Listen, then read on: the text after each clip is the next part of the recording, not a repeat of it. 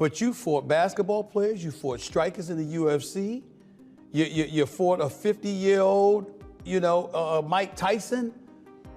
Yeah, the money was there, but it wasn't the toughest matches in the world. Why'd you pick those fights? Because you could make money without it being much of a risk. It's kind of weird because Jake Paul is extremely bigger than Tank.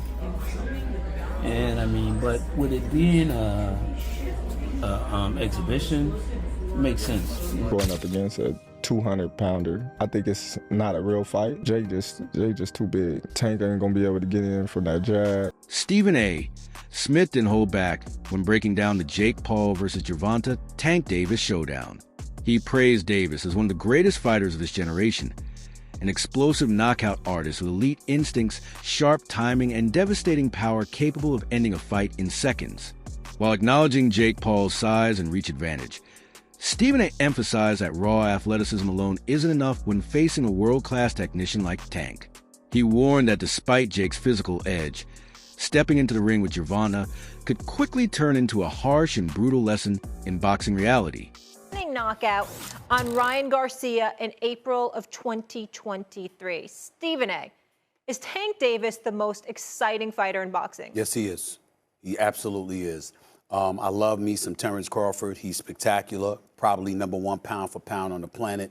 I'm a Canelo Alvarez fan. Obviously, I'm a David Benavidez fan. But this brother, Gervonta Davis, Tank Davis, the time has come for the world to recognize this is one of the top 5 fighters on the planet. He might be top 3. Yeah.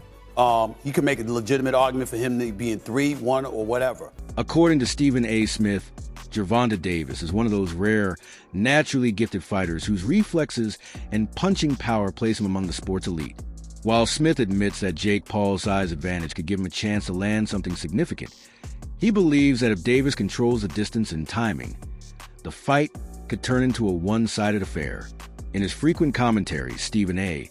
has warned Jake that overconfidence could be his downfall, because size means nothing when you're trading punches with a refined knockout artist like Tank. Jake Paul versus Tank Davis, they just announced the fight. What's your instant reaction to that? I don't know what's going to happen with a 135-pounder going up against a 200-pounder. I think it's not a real fight. Jake just too big. Tank ain't gonna be able to get in from that jab.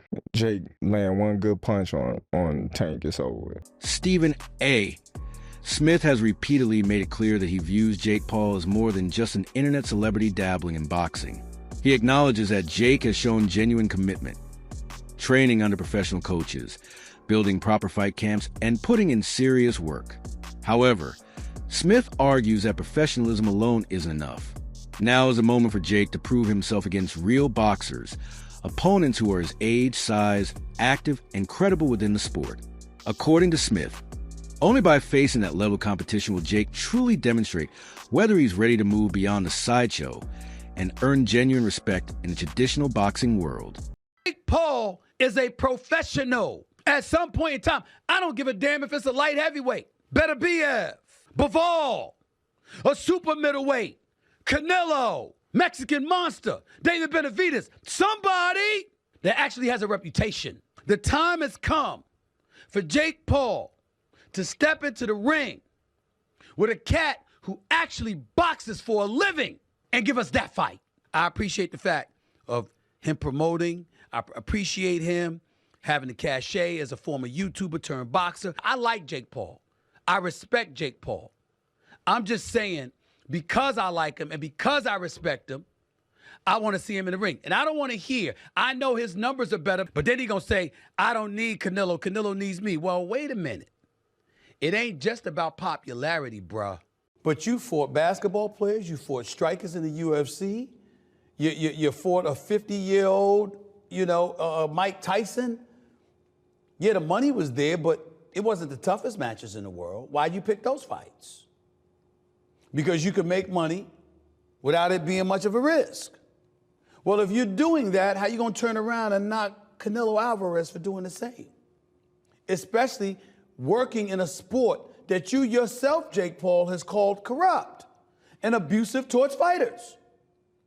Now, I understand you're upset. You're a little bit salty about Canelo using you to get a better deal from Riyadh or him turning down a fight with you. But what you're attempting to do and what you have done to some degree, Canelo Alvarez has done. He has fought Triple G. He has fought Mayweather. He has, even though Charlo's undersized, he was a champion. Terrence Crawford is a champion. By the way, he's not 140. He's not 135. He's 147.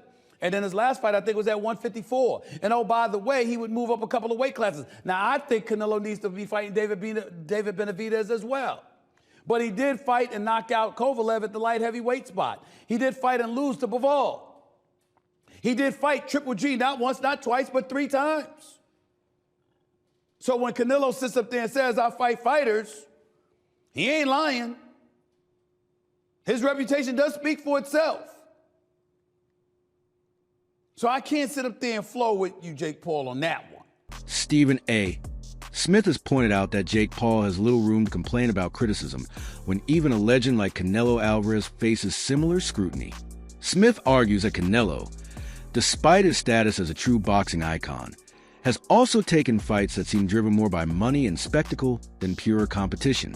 Extending that logic to Jake Paul, Stephen A. has challenged him directly.